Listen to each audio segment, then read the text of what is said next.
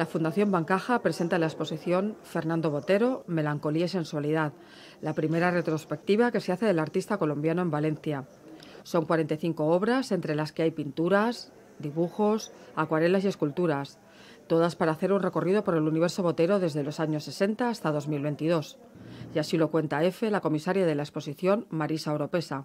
Hemos querido que sea una exposición que tenga esos temas que siempre ha desarrollado desde finales de los 50 en su Medellín natal, en donde siempre ha hecho desnudos, que para él el universo femenino era muy importante y sigue siéndolo. Botero, a punto de cumplir 91 años, continúa pintando acuarelas con gran destreza. Hay que pensar que es un gran dibujante. Y luego ha tenido una cosa muy importante para mí, quizá lo más importante, que es una personalidad arrolladora, ¿no?